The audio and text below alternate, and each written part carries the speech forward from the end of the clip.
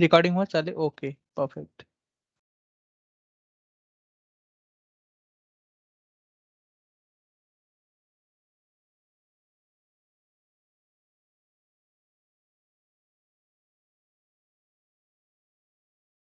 कल DNS records के बारे में पढ़े थे हम लोगों ने, और फिर उसके बाद ये सब देखा था।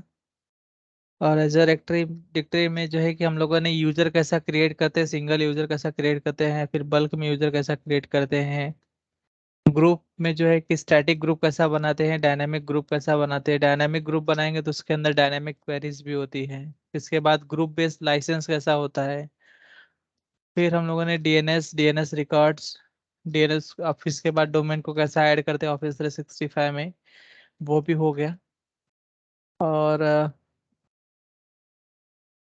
एक दूसरे पे जाते हैं अभी, portal.azure.com।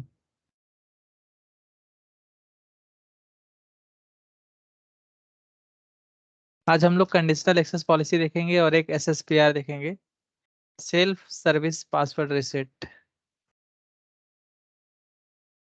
ये जो है की पॉइंट्स है आप लोगों के रिज्यूम के, सेल्फ सर्विस पासवर्ड रिसेट। सभी आप लोग का जो है कि ये चालू हो गया अपना एजर एक्टिव डायरेक्टरी का कंसोल।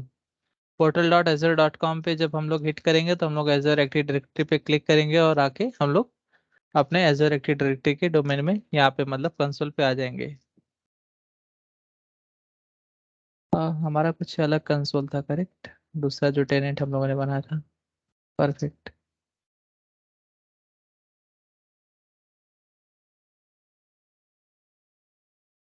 ये इंड पॉइंट है आपका जो इंट्यून का पोर्टल है, और आपका portal.azure.com। भाई वो बंदे को कोई भी ऐड करो।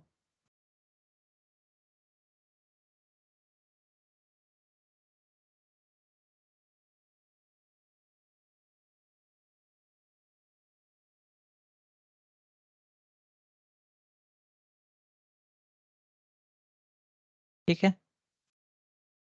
सो अभी आज हम लोगों ने एक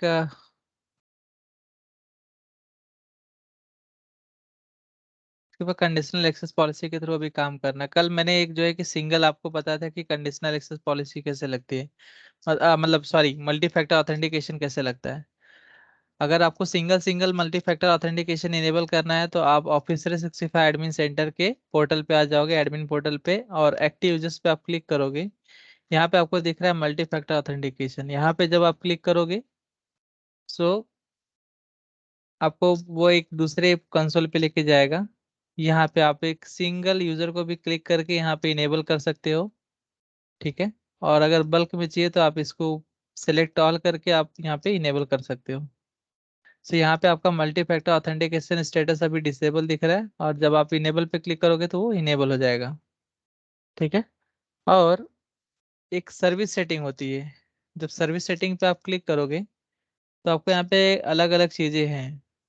अब यहाँ पे ट्रस्टेड आईपी है, या इसको अगर आपको स्किप करना है, यहाँ पे लिख रहा है ट्रस्टेड आईपी, यहाँ पे skip multi factor authentication for the request for federate user और माय इंटरनेट। तो मुझे इसकी जरूरत नहीं है, मुझे हर एक यूजर को लगाना है मल्टी फैक्टर ऑथेंटिकेशन। और सेकंड थिंग, यहाँ पे वेरिफिकेशन ऑप्शंस का जो ऑप्शन आपको दिख रहा है, वेरिफिकेशन ऑप्शन पे यहाँ पे टेक्स्ट मैसेज टू फोन आएगा, notification through the mobile application है, और verification code from the mobile app और हार्डवेयर टोकन। यहाँ पे आप कॉल टू फोन वाला ऑप्शन जो है कि डिसेबल दिख रहा है मुझे, इसको अगर इनेबल करना चाह रहा हूँ तो अभी भी नहीं आ रहा है। ठीक है। और यहाँ पे बाय डिफॉल्ट जो है कि number of days user trust device 90 days दिख रहा है बाय डिफॉल्ट। अगर कोई भी क्वेश्चन करता है कि बाय डिफॉल्ट जो है कि अगर एक डिवाइस को मैंने एमएफए लगाया है तो कितना दिन तक अपने पास वो रहता है, तो 90 डेज रहता है। ठीक है। Allow user to remember multi factor authentication on device they trust between 1 to 365 day, लेकिन बाय डिफॉल्ट कितना होता है, 90 डेज।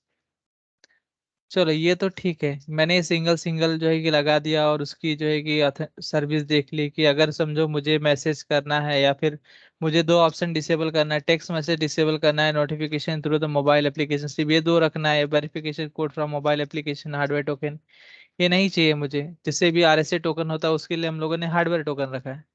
तो ये तीनों ऑप्शन यहाँ पे अपना इनेबल है। और ये कॉल वाला तो ऑप्शन जो है कि डिसेबल दिख रहा है अभी, पता नहीं, क्योंकि यहाँ पे एजर का सर्विस ही शायद डाउन रहेगा, तो बोल नहीं सकते अगर उनकी तरफ से अगर कुछ डाउन किया रहेगा उन लोगों ने तो।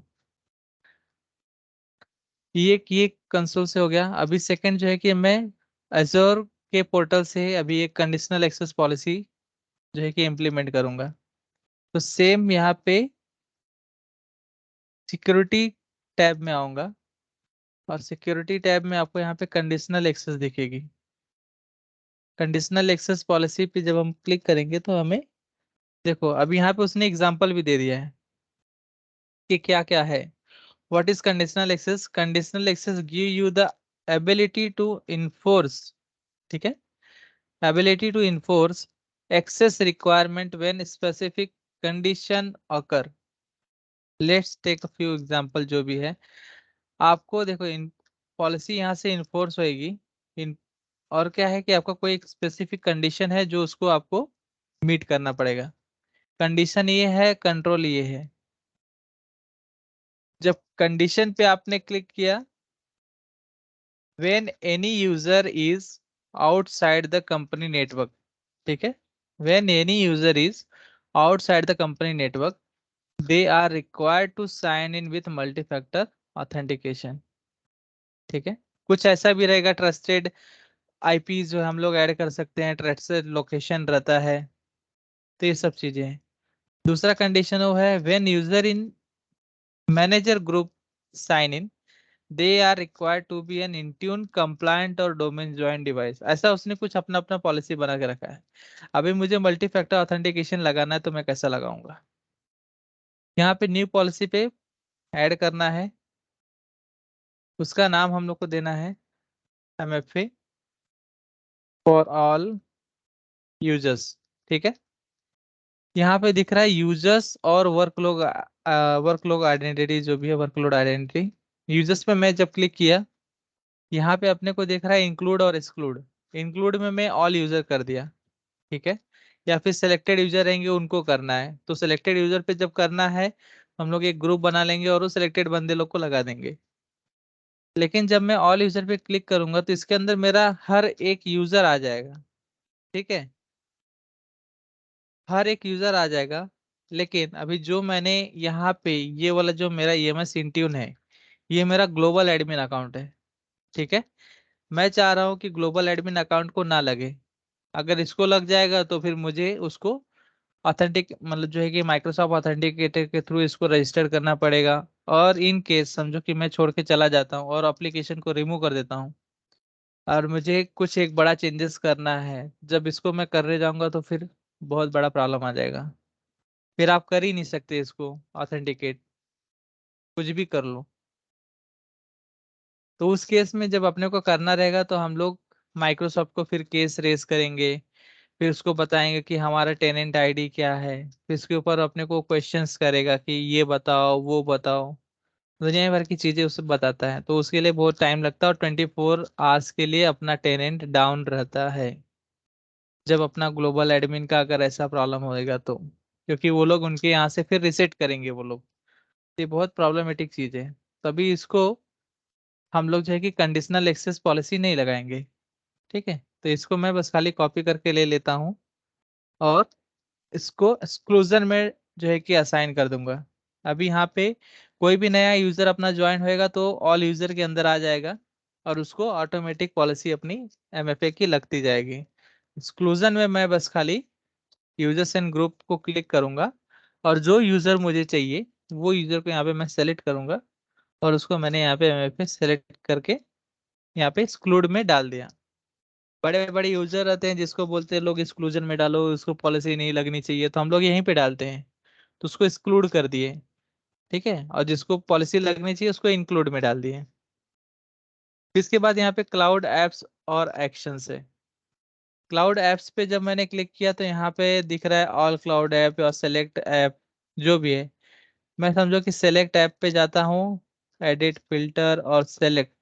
सेलेक्ट पे क्लिक किया, ये एडिट फिल्टर प्रीव्यू, अभी इनका नया नया सब फीचर आ, जो प्रीव्यू में दिख रहे हैं सब नए नए फीचर आ रहे हैं। मुझे ऑफिस 365 के ऊपर जो है कि प्रिवेंट करना है। इसको मैं सेलेक्ट पे क्लिक किया, जब सेलेक्ट पे मैंने क्लिक किया, यहाँ पे एक्सक्लूड का ऑप्शन है, तो एक्सक्लूड में मुझे कुछ और करना ही नहीं, मुझे ऑफिस 365 के ऊपर MFA लगाना है। इसके बाद यहाँ पे कंडीशन उसकी आती है। जब कंडीशन के ऊपर मैं क्लिक करता हूँ, यहाँ पे मुझे यूजर रिस्क है, साइन इन रिस्क है, डिवाइस प्लेटफॉर्म है, लोकेशन है, क्लाइंट एप्लीकेशन है, जो भी है XYZ। अगर मुझे डिवाइस प्लेटफॉर्म, मैं डिवाइस प्लेटफॉर्म सेलेक्ट करता हूँ, और सेलेक्ट करने के बाद apply policy to selected device platform और कॉन्फ़िगर पे यस मैं करता हूँ। और इसमें से कोई भी डिवाइस हो, any device, whether it's Android, iOS, Windows phone, Windows, Mac और लाइनक्स, कोई भी हो, सबके ऊपर वो लगना चाहिए। तो मैं इसको डन करता हूँ। लोकेशन को जाने दो, उससे कुछ अपने को नहीं प्रॉब्लम है। ठीक है, जब अगर कोई बोलेगा कि भाई आप लोकेशन डालो, तो आप डाल सकते हो, नहीं डालना है तो नहीं डालो, लेकिन वो लोकेशन का के लिए चाहिए अपने को। कहीं कहीं पे जब रिस्ट्रिक्शन रहता है, तो वहाँ पे लोग बोलते हैं कि लोकेशन ये डालो, लोकेशन वो डालो। इसके बाद यहाँ पे है ग्रांट। आपने क्या किया, पॉलिसी बनाया, पॉलिसी बनाने के बाद आपने यूजर को ऐड किया, फिर इसके बाद कौन से एप्लीकेशन के ऊपर आपको अप्लाई करना था वो किया। कंडीशन आपकी क्या थी कि वो कोई भी डिवाइस प्लेटफॉर्म हो, कोई भी डिवाइस प्लेटफॉर्म हो उसको वो लगना चाहिए। और ग्रांट जो है कि एक्सेस कंट्रोल अभी आ गया ग्रांट। अभी ग्रांट में हम लोग देखेंगे कि क्या क्या फीचर्स है। तो ग्रांट में अपने को यहाँ पे grant access required multi factor authentication, मुझे ये चाहिए। ठीक है, मल्टी फैक्टर रिक्वायर्ड लगना ही लगना चाहिए। ठीक है, इसके बाद जो है कि ये स्ट्रेंथ वाला मुझे अभी तक पता नहीं, नया नया फीचर आया है। Required device to be mark as compliant, required hybrid Azure AD joint device, required approved client tabs, required app protection policy, required password change। अभी मैंने ये ऑथेंटिकेटर जो है किसके ऊपर लगाया। ठीक है, अभी यहाँ पे मैं चेक करूंगा कि required device to be mark as compliant, मतलब जो मेरा डिवाइस है कंप्लायंट है कि नहीं। फिर इसके बाद सेकेंड ऑप्शन आता है यहाँ पे required hybrid Azure AD joint device. अभी आप अगर बैंकिंग सिस्टम में रहोगे, अगर आप बैंकिंग सिस्टम में रहोगे तो अगर डिवाइस डोमेन में रहेगा, अगर डोमेन ज्वाइंट डिवाइस है, तो ही जाके आपको एक्सेस देगा। तभी मेरे पास तो कुछ ऐसा है नहीं, नहीं तो मैं सेलेक्ट कर लेता। अभी अगर हाइब्रिड आपको दिखाना है तो मुझे सर्वर सेटअप करना पड़ेगा, फिर इसके बाद उसको एडी कनेक्ट से हमें सिंक करना पड़ेगा, तब जाके आप बना सकते हो उसको। तो इन केस अभी वो केस में मैं अभी कुछ भी नहीं करता हूँ, बस खाली मुझे देखना है कि मल्टी फैक्टर ऑथेंटिकेशन लग रहा है कि नहीं, तो मैं फर्स्ट ऑप्शन सेलेक्ट करता हूँ।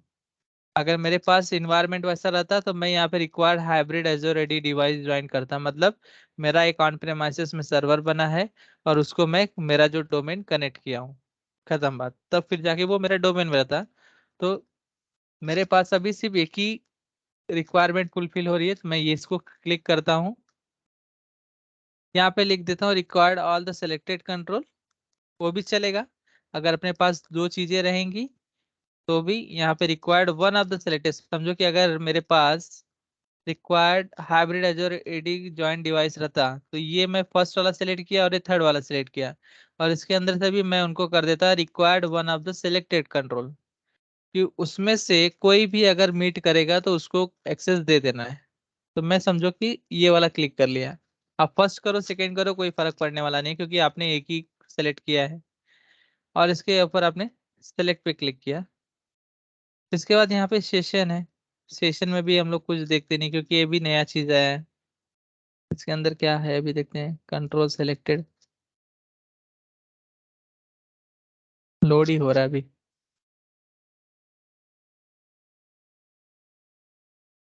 अब यहाँ पे जो नीचे दिख रहा है आपको, enable policy report only on और ऑफ, अगर आपने रिपोर्ट ओनली ऐसा बनाया है तो आपने पॉलिसी बना के रख दिया है, तो किसी को पहले दिखाना है कि भाई ये देखो मैंने पॉलिसी बनाया है, सही है कि नहीं। अगर वो अपने को बोला कि हाँ ठीक है चलो ओके करो ऑन करो, तो बस ऑन पे क्लिक करना है और चालू कर देना है। चलो अभी सेशन का तो मुझे नहीं दिख रहा है, अभी आ भी नहीं रहा है, तो यहाँ पे ऑन पे आप क्लिक करो, ऑन पे क्लिक कर दोगे और इसके बाद इसको क्रिएट कर दो। क्या security default must be enable? Okay, it looks like you're about to manage your organization security configuration. That's great. You must first disable security default before enabling conditional access policy. Okay. Security default are the basic identity security mechanism. Okay, जो by default चालू रहती है वो basic identity रहती है। अभी हम लोग जो है कि थोड़ा सा एडवांस में है, इसलिए अपने को बोल रहे हैं कि डिसेबल करने के लिए। Recommended by the Microsoft when enable, this recommendation will be automatically enforce in your organization. Administrator and the user will be better protected from the common identity related attack. अभी इसको मैं नो करूंगा और इसके अंदर बहुत से क्वेश्चंस बोल रहे हैं my organization is using conditional access policy, तो अभी मैं फर्स्ट वाला ही सिलेक्ट कर दूंगा क्योंकि मैं कंडीशनल एक्सेस पॉलिसी यूज करने जा रहा हूँ। और इसके मैं सेव करता हूँ। सेव जब सक्सेसफुली हो जाएगा, ये फर्स्ट टाइम ऐसा आपको एरर पूछेगा आपके इन्वायरमेंट में, फिर इसके बाद नहीं पूछने वाला है। और जैसे मैं यहाँ पे क्रिएट पे क्लिक करूंगा तो वैलिडेट कर रहा है creating the MFA for all user. अभी मेरी पॉलिसी वो क्रिएट कर रहा है। ठीक है, यहाँ नोटिफिकेशन टैब में आएगा और आपका सम देखो सक्सेसफुल भी वो हो गया, आपकी पॉलिसी भी बन गई MFA for all the user. ठीक है, अभी इसके अंदर जो है कि मैं अपना यहाँ पे कोई चालू है, किसको क्लोज करता हूँ और ये मैं सिंट्यून गूगल क्रोम में ओपन करता हूँ, एक इनकॉग्निटो विंडो ओपन करता हूँ और यहाँ पे मैं outlook.office.com एंटर करता हूँ। फिर इसके बाद जो है कि मेरे पास एक यूजर ले लेता हूँ कि यूजर कौन सा था मेरे पास। समझो कि ये जो दीपक है इसका पासवर्ड क्या था, कुछ सेट करके रखा था हम लोगों ने। राहुल का रखे हम लोगों ने, चलो ठीक है, ये राहुल वाला ले लेते हैं। ठीक है, अभी फर्स्ट टाइम अपने को पूछेगा, अभी देखो पासवर्ड हम लोगों ने उसका रिसेट नहीं किया था। अभी यहाँ पे मैंने राहुल का जो है कि लिया और राहुल का हम लोगों ने जो है कि ईमेल आईडी लिया। यहाँ पे लॉगिन कर रहा हूँ मैं फर्स्ट टाइम। नेक्स्ट पे जैसे मैं क्लिक करूंगा, देखो ये पीछे वाला पेज तो बन ही गया है, ये वाला भी बना है, लेकिन इसको मैंने चेंज नहीं किया है। देखते हैं क्या है कैसा है। फिर इंटर पासवर्ड, अभी इसका पासवर्ड जो हम लोगों ने कल रखा था बाय डिफॉल्ट ये है। अब इसको हम लोग सेट चेंज भी करेंगे पासवर्ड। यहाँ पे जैसे साइन इन पे क्लिक किया, अपने को पूछेगा मोर इंफॉर्मेशन रिक्वायर्ड। ठीक है, मोर इन्फो अभी अपने को क्यों नहीं पूछा कि आप दूसरा पासवर्ड चेंज करो, क्योंकि हम लोगों ने उसको था एजोर रेडी से बनाया था और उसके अंदर ऐसा वो ऑप्शन नहीं था कि आप नेक्स्ट टाइम चेंज करो, या रहा भी होगा तो हम लोगों ने मिस किया रहेगा। और अगर हम लोगों ने ऑफिस 365 से बनाया तो वहां पे अपने को पूछता है कि आपका डिफॉल्ट पासवर्ड ये है और आप यूजर को बोलोगे कि नेक्स्ट टाइम वो चेंज करने के लिए, तो वहां पे ऑप्शन ऑन और ऑफ करने का था। अभी यहाँ पे अपने को पूछा है, मैंने जब राहुल का ईमेल आईडी यहाँ पे एंटर किया, more information required, your organization need to inform to keep your account secure. ठीक है, जैसे मैं इसको नेक्स्ट पे क्लिक करता हूँ तो अभी मेरे पास किधर गया भाई, ये साइन इन पेज पे जा रहा है। ओके, हो यहाँ पे माइक्रोसॉफ्ट ऑथेंटिकेटर के पास वो आ गया। अभी मैं नेक्स्ट कर रहा हूँ, इसके बाद नेक्स्ट कर रहा हूँ। ठीक है, राहुल पटा तुम्हारे पास ऑथेंटिकेटर है, अभी तुम कर सकते हो या फिर मैं करूँ? हाँ है, बट स्कैन करने के लिए एक ही फोन उसी फोन से यूज कर रहा हूँ ना। ठीक है मैं करता हूँ, no problem.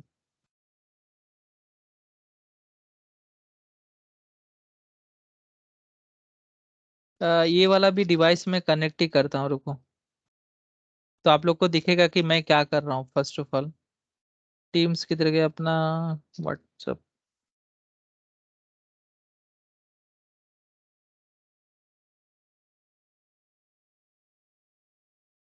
Add transfer add this device,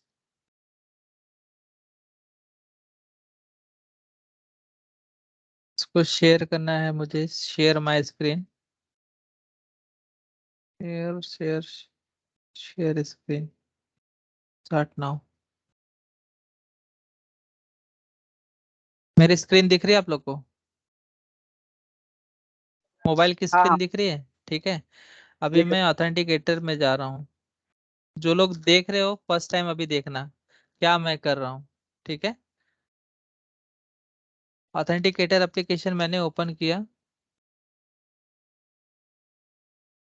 इसके बाद इसके अंदर, ठीक है, मैंने ऑथेंटिकेटर एप्लीकेशन ऐड ओपन किया। यहाँ पे प्लस का आइकॉन है, प्लस पे मैं क्लिक किया। जो नए हैं भाई उनके लिए देख लो, और दूसरे बंदे तो खिलाड़ी हैं ही इसके अंदर।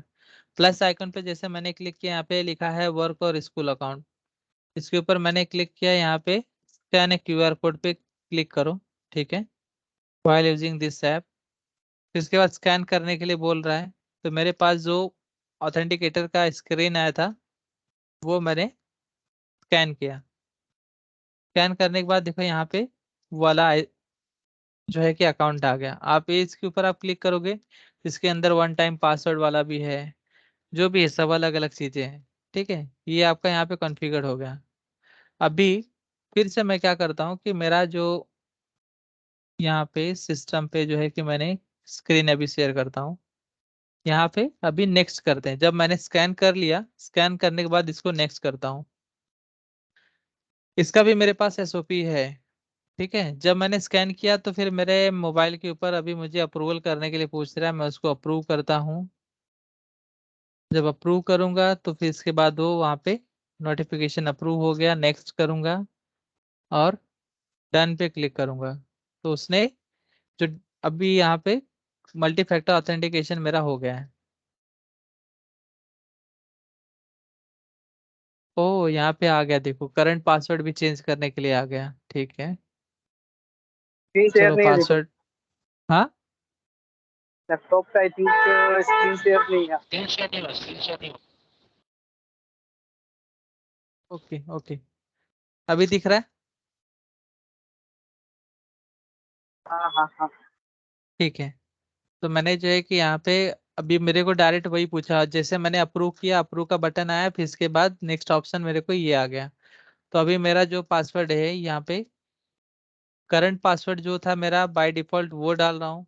न्यू पासवर्ड में अभी दूसरा डाल रहा हूँ, फिर न्यू पासवर्ड, और फिर इसके बाद साइन इन करता हूँ। ठीक है। चलो ये साइन इन मेरा अभी एप्लीकेशन ही हो गया। फिर से मैं अभी इसको ना लॉग आउट करता हूँ, फिर से भी करता हूँ, फिर देखते हैं अप्रूवल के लिए आता है कि नहीं।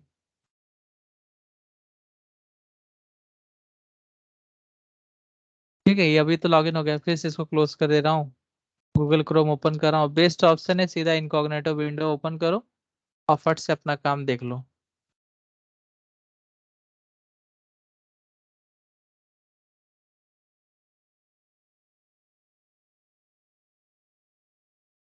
इंटर किया, पासवर्ड अभी इंटर किया मैंने, साइन इन पे क्लिक किया। मुझे अप्रूवल के लिए आया मेरे मोबाइल के ऊपर, मैं उसको अप्रूव करता हूँ, तब जाके मुझे वो एंट्री करने देगा यहाँ पे यस। ठीक है। अभी समझो कि ये तो कोई आया क्या भाई? ये तो मैंने जो है कि यूजर बना के रखे थे, आप लोग को फिर मालूम पड़ गया चलो कि यूजर को अभी बाय डिफॉल्ट यहाँ पे आ गए। अभी मैं क्या करता हूँ कि एक नया यूजर बनाता हूँ, देखते हैं उसको आता है क्या बाय डिफॉल्ट। ठीक है। अभी हम लोगों ने तो राहुल को किया था, अभी एक मैं टेस्ट यूजर बनाता हूँ। चलो ऐड यूजर पे क्लिक किया, और उसको जो है कि first name test, display name test, user name test. ठीक है। इसके बाद जो है कि उसका ये automatic create a password, require this to user change your password. Okay, automatic create password पे डालेंगे तो अपने को पासवर्ड देगा क्या? चलो देख लेते हो। अभी नेक्स्ट पे क्लिक कर रहा हूँ। उसको लाइसेंस असाइन करना है, लाइसेंस भी असाइन कर दिया। ठीक है। इसको नेक्स्ट करते हैं। इसको रोल कोई भी असाइन नहीं करना है। अगर रोल असाइन करना है तो यहाँ से आप सेलेक्ट करो, उसको एडमिन रोल बनाओ, दे दो। प्रोफाइल इन्फो है ये सब, अगर आपको देना है तो आप ऐड करो, नहीं देना है तो मत ऐड करो। नेक्स्ट। डिस्प्ले नेम में है पासवर्ड ऑटो जनरेटेड। ठीक है चलो। अभी इसके अभी तक पासवर्ड अपने को पता नहीं है इसका क्या है। हाँ, यहाँ पे फिनिश एडिंग। अभी देखते हैं वो क्या देता है अपने को पासवर्ड। ओके देखो यहाँ पे दे दिया अपने को पासवर्ड। ये इतना डिटेल आप कॉपी करके आप बंदे को भेज सकते हो। अब ये मेरा जो है कि यूजर नेम हो गया। ठीक है, और इसको क्लोज कर दो। अभी इसको तो मैंने जो है कि लाइसेंस भी असाइन कर दिया, यूजर भी बना दिया, लेकिन मैंने अभी तक मल्टी फैक्टर इसको असाइन किया कि नहीं किया, बाय डिफॉल्ट इसको लगना चाहिए कि नहीं लगना चाहिए, ये अपना अभी एम है। तो अभी इसको by default multi factor authentication लगना ही चाहिए। अभी इनकॉग्निटो विंडो ओपन कर रहा हूँ मैं, इसका आउटलुक का लॉगिन कर रहा हूँ, इसका ईमेल एड्रेस इंटर किया मैंने, नेक्स्ट इंटर किया, इसका जो अभी बाय डिफॉल्ट पासवर्ड है अभी वो इंटर करता हूँ, और नेक्स्ट किया मैंने। यहाँ पे पूछा अपने को मोर इन्फॉर्मेशन रिक्वायर्ड, चलो नेक्स्ट पे क्लिक किया।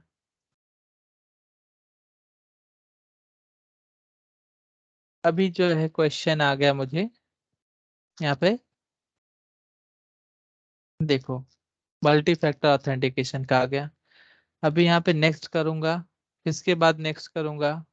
अभी मैंने मोबाइल में जो स्कैनिंग किया था एक ऑथेंटिकेशन, माइक्रोसॉफ्ट ऑथेंटिकेटर एक एप्लीकेशन है जो प्ले स्टोर से मैंने डाउनलोड किया था, और उसको मैं स्कैन करता हूँ। स्कैन करने के बाद मोबाइल पे अपने को वहाँ पे ऐड हो गया, और यहाँ पे नेक्स्ट करता हूँ। मुझे एक अप्रूवल के लिए मैसेज आएगा, मैंने अप्रूव किया मोबाइल के ऊपर। अभी यहाँ पे नेक्स्ट आएगा, ठीक है, यहाँ पे डन किया मैंने। और मुझे अभी करंट पासवर्ड उसका क्या है, पासवर्ड चेंज करता हूँ।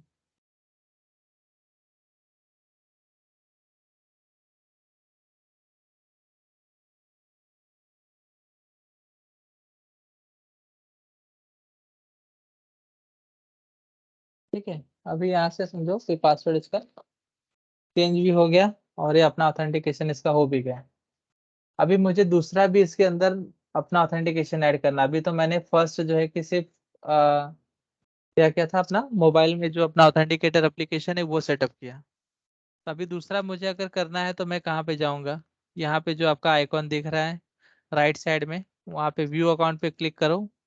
क्लिक करने के बाद आपको एक नया पेज ओपन होएगा जो है कि सिक्योरिटी का, माय अकाउंट बुक करके। और यहाँ पे लेफ्ट साइड में आपको सिक्योरिटी इन्फो है। सिक्योरिटी इन्फो पे जैसे आप क्लिक करोगे,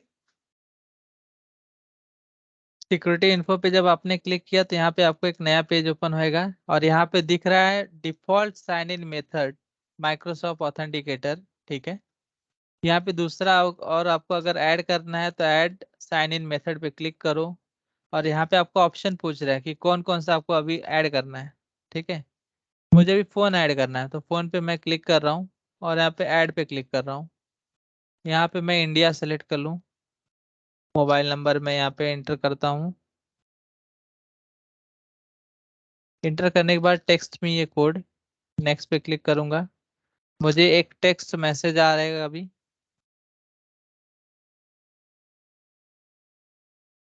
टेक्स्ट मैसेज अभी तक नहीं आया। तो थोड़ा सा इनका ये लफड़ा चलता है लगता है, फोन का भी और मैसेज का भी। चलो रीसेंड कोड फिर से कर देता हूँ।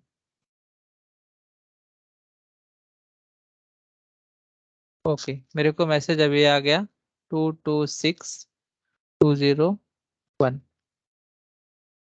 नेक्स्ट पे क्लिक किया मैंने, यहाँ पे जो है कि मेरा मोबाइल नंबर ऐड हो गया। ठीक है, अभी ये दोनों में से मुझे ऑथेंटिकेटर एप्लीकेशन समझो कि नहीं करना बाय डिफॉल्ट, मुझे फ़ोन करना है।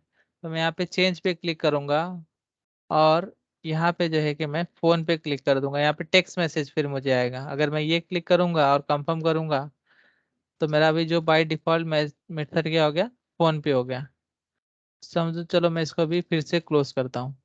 क्लोज करने के बाद फिर से मैं ये लॉगिन करता अरे हूँ। दीपक भाई, हाँ भाई बोलो। मैं तो बोल रहा हूँ अभी जैसे फोन का ऑप्शन बाय डिफॉल्ट किया है ना, करेक्ट, तो वो एसएमएस माइक्रोसॉफ्ट भी की आएगा तरफ से। और कॉल भी आएगा ना।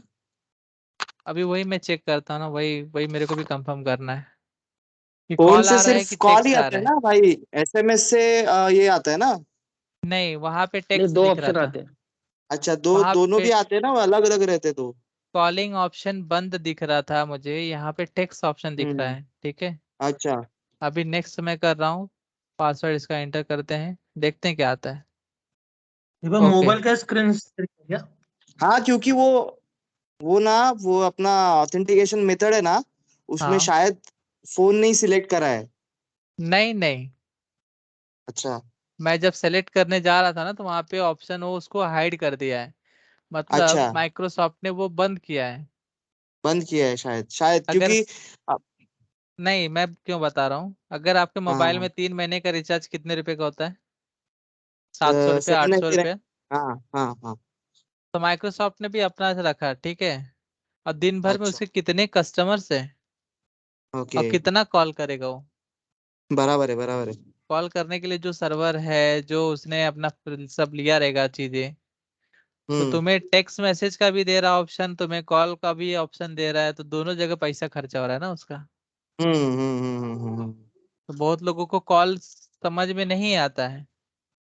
Yes yes. वो ठीक है, अपने ये टेनेंट लिए या आप दिखा रहे हैं, मतलब ऑर्गेनाइजेशन वाला? ये तो भाई टेनेंट मतलब समझा नहीं मुझे। जो अभी अपन ये करते हैं ना, टेनेंट भी लेते हैं माइक्रोसॉफ्ट का, 1000 1500 रुपए में। खुद खुद का सब वो लाइसेंस वगैरह लेके और डोमेन वगैरह बना के पहले खुद ही मुझे से चेक करने दो कि कौन रहा है पहले। मैं आदित्य बात करूँ। हाँ, तो शायद आपने मेरा वीडियो नहीं देखा लगता है। अरे वो मैं इसके लिए बोल रहा था, वो मतलब पूछ रहा था, ये आपका ऑर्गेनाइजेशन का है ना? नहीं, मेरे ऑर्गेनाइजेशन का नहीं है, मेरा ऑर्गेनाइजेशन ऐसा थोड़ी रहेगा, डॉट ऑन माइक्रोसॉफ्ट अच्छा, डॉट कॉम हाँ तो मतलब ये आपका टेनेंट ही है। हाँ, तो इसीलिए मैं बोलता हूँ कि पहले का वीडियो पहले फुल रिपीट करो। Okay okay. फुल रिपीट करो, क्योंकि आगे जो चीजें आएगी, मैं फिर से बैकएंड में नहीं जाऊंगा वो। ओके। ठीक है, तो मैंने टेस्ट इन्वायरमेंट परचेस किया था। ठीक है, टेस्ट इन्वायरमेंट फ्री टाइल है ये। कैसा आप ओके। उसको जो है कि फ्री टाइल क्रिएट करते हैं वो सब। तो ये फिर मैंने टेस्ट इन्वायरमेंट अपना खड़ा किया है। अभी 3 चीजें इसके अंदर अपने को वेरीफाई और आइडेंटिटी है। एक तो आपके पास है, अगर मोबाइल पे ऑथेंटिकेटर एप्लीकेशन, तो वहाँ पे क्लिक करो, अप्रूव करो, काम चल जाएगा। यूज वेरिफिकेशन कोड, अभी जो आपको यहाँ पे दिख रहा है यूज वेरिफिकेशन कोड, आपको मैंने एक ऑथेंटिकेटर एप्लीकेशन जब ओपन किया था और वो अकाउंट के यस। अंदर जब मैं गया था, ठीक है, उधर ही आता है ओटीपी। तो वहां पे जो अपने के 1 टाइम पासवर्ड कोड दिखता है वो, और टाइमर के हिसाब से चलता है वो, तो वो जो है कि 30 सेकेंड का टाइमर रहता है, और 30 सेकेंड में, हर 30 सेकेंड में चेंज होएगा। और थर्ड ऑप्शन जो है कि अपने पास है टेक्स्ट का। अगर मैं टेक्स्ट मैसेज पे क्लिक कर रहा हूँ, समझो, टेक्स्ट मैसेज पे क्लिक कर रहा हूँ, तो मेरे पास एक ओटीपी आएगा, और ओटीपी बस खाली इसके अंदर एंटर करना है। ओटीपी मैसेज नहीं आया भाई अपने पास। इनकी सर्विस लगता है ये फोन और इसकी वाली बहुत प्रॉब्लमेटिक है। ठीक है, चलो, ओटीपी नहीं आया। नहीं भाई, दूसरा दीपक भाई, ट्रबल शूटिंग, बोलिए।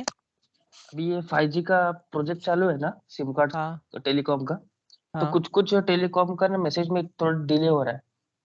ठीक है, चलो, दीपक भाई। 1 मिनट भाई, 1 मिनट। हाँ। बोलते रहो, आप लोग बोलते रहो। आप एक काम करो ना, वो अपना दूसरा नंबर ऐड करोगे ना, तो उस टाइम पे देखो ना एक बार। नहीं तो वो अपना पुराना वाला डिलीट करके एक बार फिर से ऐड करके देखो ना। अभी यही तो मुझे ट्रबल शूटिंग करनी है। अच्छा है। अभी कोई है क्या भाई यहाँ पे? ऐसा सिंगल क्यों दिख रहा है? ठीक है, तभी समझो कि मुझे कोड नहीं आया। ठीक है, hmm. Having trouble, sign in another way. मुझे कोड नहीं आया, अगर कोड आता मैं इसके ऊपर क्लिक करता, फिर मैं अंदर चला जाता। आपको अप्रूवल वाला तो स्टेज बता ही दिया हूँ, जो मोबाइल में अप्रूव करते हैं। अभी यूज वेरिफिकेशन कोड पे मैं क्लिक करता हूँ, तो सेम मैं अपने माइक्रोसॉफ्ट ऑथेंटिकेटर एप्लीकेशन के अंदर जाऊंगा, और फिर इसके बाद जो मेरा ये अकाउंट है उसके अंदर मैं जाऊंगा, किधर का टेस्ट वाला, और थोड़ा सा वेट करता हूँ, 5 सेकेंड, 4 सेकेंड। भाई जो नया नया रहेगा उसके लिए थोड़ा सा देखना ही है, हाँ? अभी जो पुराने बंदे हैं, उनको तो पता ही है इसके बारे में, वो लोग खिलाड़ी हैं। तो ये मैंने कोड अपना इसके अंदर इंटर किया और वेरीफाई पे क्लिक किया, वेरीफाई हो गया और अंदर मुझे एंट्री मिल गई। ठीक है, ये आपका माइक्रोसॉफ्ट ऑथेंटिकेशन का हो गया। और फिर इसके बाद ठीक है, अभी पूछो क्या क्वेश्चन था, क्वेश्चन पूछो अभी ये क्या टू था। फैक्टर के लिए कितने सारे मेथड्स है?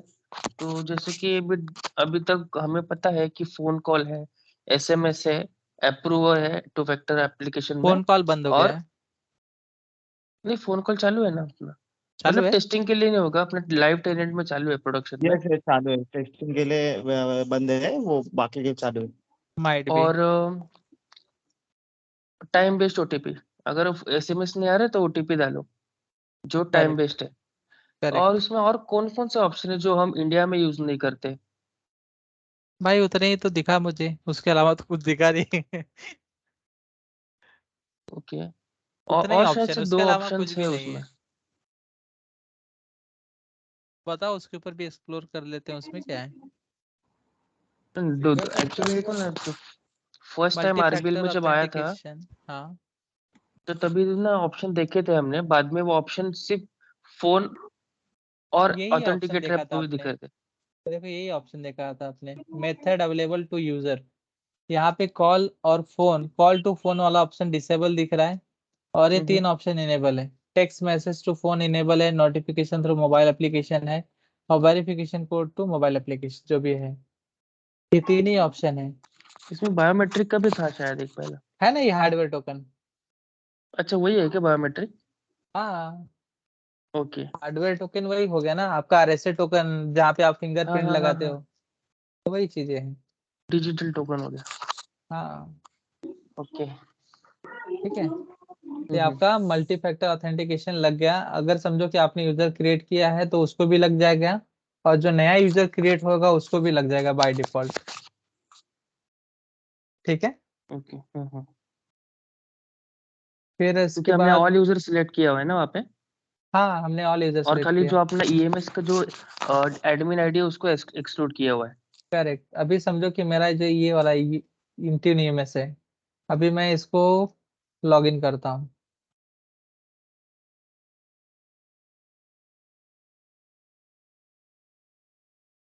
देखते हैं इसको ऑथेंटिकेशन लगता है क्या। भाई सुनो ना, ये बोलिए। कंपनी पे ना 2 ग्लोबल एडमिन होता है ना? 2 ग्लोबल एडमिन कैसे। क्योंकि लास्ट टाइम जब मैं कुछ एक्टिविटी पे था शायद से माइक्रोसॉफ्ट हम्म, के साथ, तो उस टाइम पे उसने कहा था कि ना 2 ग्लोबल एडमिन का लॉक हो माइक्रोसॉफ्ट गया, का पर इतना कुछ भी इशू आया, तो उसने माइक्रोसॉफ्ट का जो दूसरा रिकमेंडेशन ग्लोबल है, एडमिन है ना, उसे अनलॉक कर सकता है। माइक्रोसॉफ्ट का रिकमेंडेशन है कि जब आपका टेनेंट क्रिएट होता है उस समय आपका एक ही ग्लोबल एडमिन तैयार होता है। ठीक है, वो बोलता है कि आप एक और ग्लोबल एडमिन बना के रखो। हाँ हाँ हाँ, वो है। करेक्ट, अभी मेरे केस में एक तो मैंने ये एडमिन बना लिया, अभी मैं एक मेरा कोई सीटीओ रहेगा तो उसको मैं उसका यूजर आईडी बना ऑलरेडी बना रहेगा, बस खाली मैं उसको रोल दे दूंगा ग्लोबल एडमिन, तो दो के दोनों जो बंदे ग्लोबल एडमिन हो गए। करेक्ट, अभी जो दूसरा बंदा है, समझो कि जो मेरा और ऐसा सीटीओ है कोई वो लिमिट भी नहीं है ना इसमें?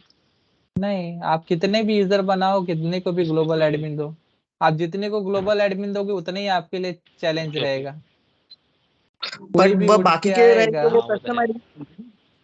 नहीं, ग्लोबल एडमिन की अभी बात हो रही थी, अभी समझो कितने भी ग्लोबल एडमिन आप बना सकते हो, तो कोई भी आएगा रात में उठेगा और डिलीट कर देगा, तो मतलब नहीं ना। तो जो अपने सपोर्ट वाले बंदे रहते हैं उन लोगों को कस्टम वो तो एडमिन है। दिया जाता है, कस्टम एडमिन यस। मतलब चुनिंदा एडमिन रोल दिए जाते हैं। और जो अपना L3 वाला बंदा रहता है उसके पास ही ग्लोबल एडमिन, वो भी ग्लोबल एडमिन नहीं होता है, उसको भी कस्टम एडमिन दिया जाता है। अगर कुछ इन्वायरमेंट लेवल पे चेंज करना है तो वो ग्लोबल एडमिन का लॉगिन लेगा और वहां से चेंज करेगा। हर एक कंपनी की पॉलिसी डिफरेंट डिफरेंट है। ठीक है, अभी समझो कि मेरा एक L3 बंदा है, उसको ग्लोबल एडमिन का एक्सेस है, और एक मेरा खुद का ग्लोबल एडमिन जो है मतलब अकाउंट है। अगर मुझे कुछ भी चेंजेस करना है, अभी जो मेन ग्लोबल एडमिन है उसका पासवर्ड 2 बंदे लोग को पता है, एक L3 को पता है और एक L2 को पता है। ठीक है, और मुझे कुछ एक चेंजेस करना है, रिक्वायरमेंट आई, तो मैं डायरेक्ट अभी उसमें से किसने किया चेंजेस, अभी तक अप्रूवल हुआ नहीं, लेकिन L3 ने किया कि L2 ने किया, क्योंकि पासवर्ड दोनों को पता था। उठ के ये लोग मनमाना अपना चालू कर दिया और अपना चेंज हो गया वो, और फिर इसके बाद सुबह इफेक्ट कर दिया कि भाई ऐसा ऐसा प्रॉब्लम हो गया। अभी उसको आइडेंटिफाई कैसा करेंगे कि किसने चेंज किया? तो फिर आईपी ट्रेस करो, ये करो, वो करो, दुनिया भर का तामझाम। इससे अच्छा है कि जो अपना L3 है भाई, उसी को एक ही बंदे को ग्लोबल एडमिन का जैसा राइट दे दो, उसको सीधा इंस्ट्रक्शन देना है। अगर आपको कुछ भी चेंजेस करना है तो आपके आईडी से चेंज करो, तो उसको मालूम पड़ जाएगा किसी को भी कि जो भी चेंज होने वाला, क्योंकि एक बार जो ग्लोबल एडमिन है, ग्लोबल एडमिन का पासवर्ड वो डोमेन का जो प्रोजेक्ट मैनेजर होता है उसी के पास रहता है, और एक L3 के पास रहता है। L3 को भी नहीं दिया जाता है, वो प्रोजेक्ट मैनेजर आके उठ के अपना जो है कि पासवर्ड टाइप करके दे देता है, ऐसा है। ठीक है, तो ग्लोबल एडमिन बोलेंगे तो बहुत ही क्रिटिकल रोल रहता है। मैं ग्लोबल एडमिन का विंडो ओपन करूँ ना एक बार? ठीक है, ये देखो अपना विदाउट ऑथेंटिकेशन ये ओपन हो गया, ये वाला। आपको रोल के बारे में देखना है, क्या देखना है?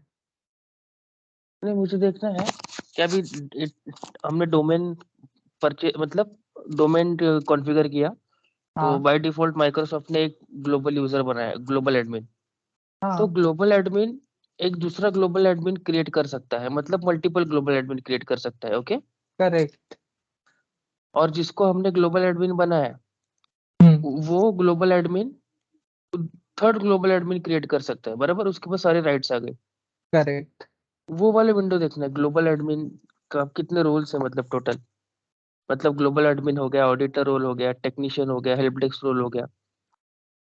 ये देखो अभी इसके पास में गया है, यहाँ पे आपको जो है कि रोल दिख रहे हैं। ग्लोबल एडमिन के पास सिर्फ एक ही रोल होता है, जो कि ग्लोबल एडमिनिस्ट्रेटर। उसमें सारी ग्लोबल चीजें आ गई। एडमिनिस्ट्रेटर में सब चीजें आ गई। अगर आपको मैनेज रोल में क्लिक करना है, अभी यहाँ पे देखो। ये शायद डोमेन डिलीट भी कर सकते हैं ना, पूरा क्लीन? हाँ, ओके। इसके पास इतना राइट्स है। अभी समझो कि ये जो समझो, ये ग्लोबल एडमिन समझे कि मैं अपने आप में कुछ ईमेल आईडी, अपना नाम चेंज कर लूँ, तो नहीं चेंज कर पाएगा अपना नाम। अगर इसको इसका नाम चेंज करना रहेगा, जो ग्लोबल एडमिन है उसके समझो कि XYZ अगर लिखना है, बोला कि नहीं मेरा नाम XYZ रखो, तो अपने आप से वो नाम चेंज नहीं कर पाएगा। अपने आप से कोई भी वो रोल अपने आप को नहीं असाइन कर पाएगा। देखो क्या लिखा है यहाँ पे, you can't edit your own setting, you can update your alternate email address in the exchange admin centre और एजर डायरेक्टरी। अल्टरनेट मतलब आप अपना दूसरा एक ईमेल एड्रेस डाल सकते हो, लेकिन जो पहला ईमेल एड्रेस है उसको आप चेंज नहीं कर सकते। और ना कि जो भी है इसके अंदर उसने सीधा सीधा लिख दिया, अगर आपको चेंज करना है तो दूसरे बंदे को वैसा प्रिविलेज दो, वो दूसरा बंदा आपको चेंज करके दे देगा। ये जो है कि देखो, एक global admin, exchange admin, global reader, ये सब चीजें हैं। अभी कुछ इसके अंदर डाउट आप लोग को, कंडीशनल एक्सेस पॉलिसी कैसा लगाते हैं, किसको इंक्लूड करते हैं, किसको एक्सक्लूड करते हैं, कौन से एप्लीकेशन के ऊपर लगना चाहिए? एज ऑफ नाउ कुछ है? ठीक है, अभी तो हमने नहीं टू भाई, क्लियर है, फैक्टर क्लियर है। खाली इस पे देखा ना, मेल आप बॉक्स टू, पे देखा हुआ है। हाँ तो आप किधर भी लगा सकते हो, आप आपका एप्लीकेशन चालू करो, वहां पे भी चालू हो जाएगा। मतलब एक बार भाई सुनो ईमेल ना। आईडी पे वो इंट्यून पे भी कॉन्फ़िगरेशन हो लगाते हैं ना गया ना? शायद। मल्टी फैक्टर ऑथेंटिकेशन, आप ऑफिस 365 का कोई भी एप्लीकेशन आप यूज करो, उसके ऊपर ऑथेंटिकेशन अप्लाई हो जाएगा। मतलब ईमेल आईडी पे लग गया, मतलब ऑल अ, प्रोडक्ट्स पे लग जाएगा। हाँ, आपको अगर एजर का नहीं पोर्टल भाई, भी इसमें ओपन ना करना है। हाँ बोलो। ये कंडीशन था कि जब मैंने देखा था कंडीशन पॉलिसी पे, तो वहाँ पे ना हाँ सिलेक्ट ऐप्स आ रहा था माइक्रोसॉफ्ट का, जैसे कि माइक्रोसॉफ्ट ऑफिस हो गया, उसमें कैसे कि अपना correct. Excel, Word, PowerPoint, Outlook सब कुछ आ गया उस पे। और उसके करेक्ट। अलावा कोई तुम्हारा एक्सचेंज सर्वर है उस पे करना है तो उस पे, और उसके अलावा कोई दूसरा और सर्वर रहेगा उस पे लगाना है, तो हमें चॉइस देता था वहाँ पे वो। हाँ तो यहाँ पे दिखाया ऑफिस था का ना प्रोडक्ट आपको। पे सारा होता। ये लो देखो, यहाँ पे आप देखो, अभी इसके अंदर हम लोग गए, इसके बाद यहाँ पे अपने को ऑप्शन ही है, क्लाउड एप्स और एक्शन। यहाँ पे हम लोगों ने ऑफिस 365 सेलेक्ट किया है, ठीक है। यहाँ पे अपने हाँ को हाँ ऑप्शन उस दिख पे रहे हैं यहाँ सारा पे एज्योर एडी आइडेंटिटी, ठीक है। जो क्लाउड वाली चीजें दिख रही है यहाँ पे, एज्योर का आपने जितना भी सिलेक्ट कर लिया, अगर आपको एज्योर पे लगाना है तो एज्योर पे लगा दो। माइक्रोसॉफ्ट एज्योर जो है, ठीक है, माइक्रोसॉफ्ट फ्लो है, माइक्रोसॉफ्ट फॉर्म्स है, सब के सब देखो माइक्रोसॉफ्ट के प्रोडक्ट आपको दिख रहे हैं यहाँ पे। एक्सचेंज जो कंपनी ऑनलाइन, यूज करता है वो सेलेक्ट कर सकता है ना। हाँ। इसके अलावा कोई भी एप्लीकेशन आपको नहीं दिखेगा। माइक्रोसॉफ्ट का ही पार्ट, मतलब माइक्रोसॉफ्ट का एप्लीकेशन। हाँ, आपको सिर्फ माइक्रोसॉफ्ट का ही एप्लीकेशन यहाँ पे दिखेगा, इसके अलावा कुछ नहीं है। अगर समझो कि आपने नया कोई एप्लीकेशन इसके अंदर डाला तो यहाँ पे वो आके दिखेगा, नहीं तो नहीं दिखने वाला है। हाँ नया एप्लीकेशन मतलब जो है कि एक सिंगल साइन हाँ, ऑन कैसा करते हैं, ठीक है। सिंगल साइन ऑन का बस खाली मैं आपको प्रोसीजर बता देता हूँ कि कैसा होता है। एक ऐप रजिस्ट्रेशन होता है और एक एंटरप्राइज एप्लीकेशन होता है। जब हम लोग ऐप रजिस्ट्रेशन की बात करते हैं, बस खाली आप सुन के लेना कि क्या होता है ऐप रजिस्ट्रेशन, ठीक है। जब ऐप रजिस्ट्रेशन की बात हम लोग करते हैं ना, तो क्या होता है कि कभी कभी अभी आजकल बहुत ज्यादा बूम में चल रहा है। सब लोग एपीआई के थ्रू, मतलब जो है कि जहाँ पे मैनुअल काम होता था उसके जगह पे अभी ये लोग एपीआई के थ्रू कॉलिंग कर रहे हैं। मतलब 100 आईडी का अगर समझो कि मेल सेंड करना है तो एक एपीआई, मतलब वो लोग एक यूनिक यूजर आईडी और पासवर्ड बना देते हैं और ऐसा एक प्रोग्राम डिजाइन कर देते हैं कि जिसके थ्रू वो चलते रहेगा, उसको ऑथेंटिकेशन नहीं लगना चाहिए। अगर आपको एपीआई के थ्रू कोई प्रोग्राम रन करना है तो उसको मल्टी फैक्टर ऑथेंटिकेशन में एक्सक्लूड करना पड़ेगा। अगर उसको मल्टी फैक्टर ऑथेंटिकेशन में आपने इंक्लूड किया तो आपका प्रोग्राम एक चलेगा, फिर दूसरी बार आपको ऑथेंटिकेशन के लिए पूछेगा, फिर एक चलेगा, फिर दूसरी बार ऑथेंटिकेशन के लिए पूछेगा। तो आप बार बार थोड़ी अप्रूव करते बैठोगे, वो मैनुअल चीज नहीं है ना, क्योंकि वो ऑटोमेटेड चीज है, जो रोबोटिक वाला प्रोसेस होता है, ठीक है। तो उस केस में फर्स्ट अगर आप जो है कि अगर एपीआई रजिस्ट्रेशन करते हो तो उस समय एपीआई रजिस्ट्रेशन करने के लिए ऑटोमेशन होता है, ठीक है। ऑटोमेशन के समय जो डेवलपर आपका डेवलप कर रहा है उसके पास एक यूजर आईडी और एक पासवर्ड होता है, unique user ID unique password. उसके पास वो लेके आएगा अपने पास रिक्वेस्ट, बोलेगा कि मेरा एक एप्लीकेशन है, इसको रजिस्टर करना है, फिर इसके बाद मेरा काम चालू हो जाएगा। तो उसको भी हमें कुछ एंड पॉइंट्स, कुछ हमें उसको इंफॉर्मेशन देनी पड़ती है। तो जब ये सब करने के लिए जब हम लोग उसका एप्लीकेशन रजिस्टर करते हैं, ठीक है, जब उसका एप्लीकेशन हम लोग रजिस्टर करेंगे तो उसका यूजर आईडी को पहले एमएफए नहीं लगना चाहिए, उसको एक्सक्लूजन में डालना है। फर्स्ट स्टेप वो है।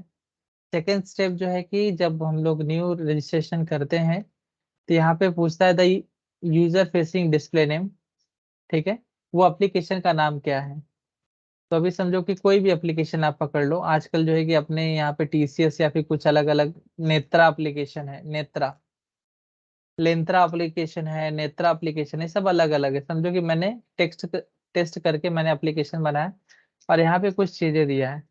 Who can use the application और एक्सेस दिस एपीआई, ठीक है। एपीआई का फुल फॉर्म आप लोग को पता है? मुझे भी नहीं पता, चलो।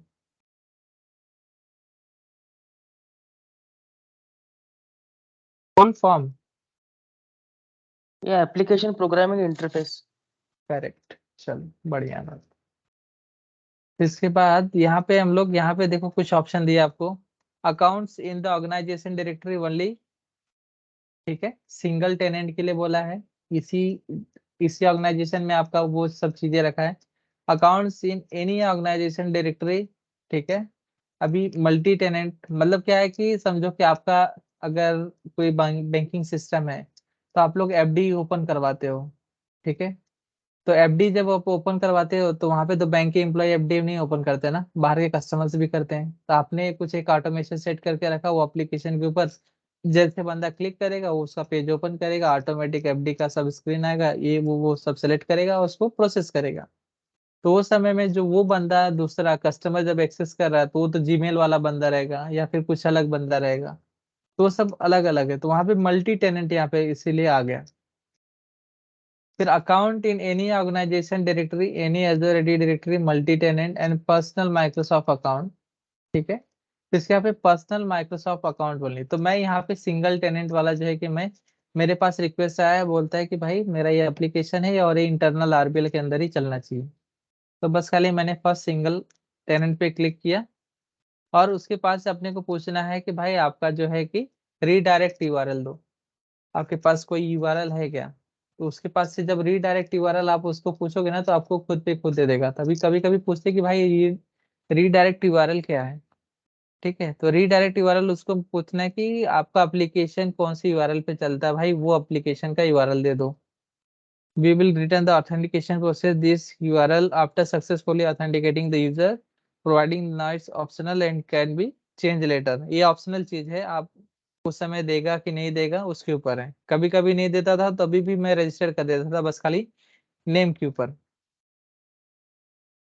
जब यहाँ पे दे देगा अपने को HTTPS ही देना पड़ेगा। ठीक है, यहाँ पे देखो सिंगल पेज एप्लीकेशन, ये वाला मैंने कभी नहीं काम किया है। और public client native mobile and desktop, ये वाला भी नहीं किया है। मैंने वेब एप्लीकेशन वाला किया है। तो वेब एप्लीकेशन का वो यूआरएल जब दे देगा इसके बाद आपको रजिस्टर करना है। अगर अपने पास नहीं भी है, चलो रजिस्टर मैं करता हूँ। क्रिएटिंग एप्लीकेशन, एप्लीकेशन क्रिएट हो गया और ये पूरा डिटेल आपको कॉपी करके ले लेनी है। उसका डिस्प्ले नेम क्या है, एप्लीकेशन आईडी क्या है, ये ऑब्जेक्ट आईडी क्या है, डायरेक्टरी टेनेंट क्या है, ये सब चीजें आपको जो है कि वो बंदे को देनी पड़ती है जो आपका डेवलपर होता है। ठीक है, ये देने के बाद उसको यहाँ पे दिख रहा ऊपर एंड पॉइंट, ये एंड पॉइंट जितने भी हैं सबके सब कॉपी करके उसको दे देने हैं। ये दो चीज हो गई। फिर इसके बाद यहाँ पे आपको एक सर्टिफिकेट और सीक्रेट की, उसको सर्टिफिकेट और सीक्रेट की रिक्वायर्ड है। ये बहुत एडवांस लेवल का जो बता रहा हूँ, ये L1 लेवल पे काम नहीं आएगा। ये L2 लेवल पे आप जाओगे तो वहां पे आपको ये सब काम दिया जाएगा। मेरे को यही काम रहता था कभी भी। जब सर्टिफिकेट एंड सीक्रेट पे आएगा तो आप यहाँ पे न्यू क्लाइंट सर्टिफिकेट या फिर सीक्रेट की जब बनाओगे, और यहाँ पे समझो कि मैंने वो एप्लीकेशन का नाम डाल दिया और एक्सपायर यहाँ पे कितनी चीजें रहती हैं, 3 मंथ्स, 12 मंथ, 18 मंथ्स, 24। अगर समझो कि टेस्टिंग पर्पस के लिए रहेगा तो मैं 3 मंथ्स दूंगा। इसके बाद 3 मंथ्स के बाद 6 मंथ है, 12 मंथ्स है। ये इसका सर्टिफिकेट का वैल्यू कब एक्सपायर होएगा, समझो कि अभी 3 मंथ्स के बाद वो सर्टिफिकेट एक्सपायर हो गया तो उसको रिन्यू करना पड़ता है। तो उसको भी हम लोग रिन्यू कर सकते हैं। तो समझो कि मैंने 3 मंथ्स का यहाँ पे सेलेक्ट किया और ऐड किया। जैसे ये हो जाएगा आपको ये जो है वैल्यू और ये सीक्रेट आईडी, ये दोनों की दोनों अभी की अभी कॉपी करके लेनी है। अगर समझो कि आपने ये वैल्यू कॉपी नहीं की और फिर इसके बाद आपने दूसरे पेज पे चले गए, क्योंकि ये वाला जो सीक्रेट वैल्यू और आईडी है, सीक्रेट वैल्यू और सीक्रेट आईडी, ये मस्ट है। अगर ये नहीं रहेगा आपके पास तो आप कुछ भी नहीं कर पाओगे, मतलब आपका डेवलपर नहीं काम कर पाएगा, क्योंकि ये इंटर करना पड़ता है। ये ऑथेंटिकेशन प्रोसेस के लिए रहता है। आपने समझो कि अभी दूसरे टैब पे क्लिक करके फिर से वहां पे गए हैं, तो यहाँ पे कुछ चीजें रहती है कि जो नहीं दिखती है। तो अभी क्यों दिख रहा है मुझे, पहले नहीं दिखती है। यही वाला है क्या, नोटपैड पे देखता हूँ।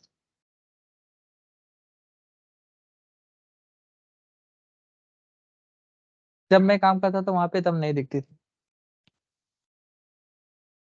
AAQ,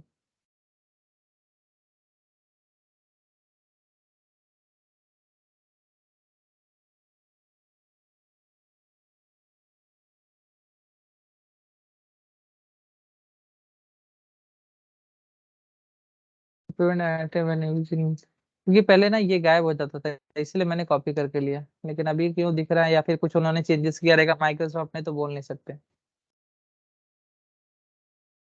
जब तक मैं पहले कर रहा था तब तक ऐसा तो नहीं था। तो बस खाली इतनी ही चीज अपने को उनको देनी पड़ती है। अगर समझो कि ये वाली जो है अगर एक्सपायर हो जाती है इसकी वैल्यू, तो सीक्रेट जो है कि अपना यहाँ पे सर्टिफिकेट अगर उसका एक्सपायर हो जाता है तो देखो यहाँ पे कभी एक्सपायर होएगा तो यहाँ पे जाके हम लोग को बस सिंपली रिन्यू करना पड़ता है। रिन्यू का ऑप्शन आ जाता है, वो उसको रिन्यू कर सकते हैं। अगर किसी ने नया बोला कि नया बना के दो तो यहाँ पे ऐड न्यू पे क्लिक करेंगे, वो नया बन के आ जाएगा। तो ये आपका जो है कि हम लोग क्या करते हैं अपना ये ऐप रजिस्ट्रेशन कैसा करते हैं, ये आपके उसके अंदर भी मतलब विजन के अंदर भी डाल सकते हो कि ऐप रजिस्ट्रेशन क्यों करते हैं। अगर वो अपने को क्वेश्चन करेगा कि ऐप रजिस्ट्रेशन क्यों करते हैं, तो ऐप रजिस्ट्रेशन इसीलिए करते हैं कि भाई कोई भी एक ऑटोमेटेड एक एपीआई का जो चलता है प्रोसेस, उसको ऑटोमेट करने के लिए हम लोग एजर के पास एक अपना एप्लीकेशन रजिस्टर करते हैं। और उसमें जो है कि आपका रीडायरेक्शन यूआरएल आता है जो हम लोग डेवलपर से मांगते हैं, और हम लोग उनको एंड पॉइंट देते हैं अपना, और सीक्रेट की और सीक्रेट आईडी, और अपना जो बेसिक डिटेल है, टेनेंट डिटेल, ये सब वो सब उनको रजिस्टर करके दे देते हैं। ठीक है। अगर समझो कि ये देने के बाद भी उनका अगर कुछ नहीं होता है, तो इसके अंदर होता है एक डेलीगेटेड परमिशन होता है। इसके अंदर हम लोग जब जाएंगे, बहुत एडवांस है चीजें। यहाँ पे एक एपीआई परमिशंस पे अगर हम लोग क्लिक करेंगे, तो यहाँ पे ग्रांट एडमिन कंसेंट होता है। ये नाम याद रखना, ग्रांट एडमिन कंसेंट।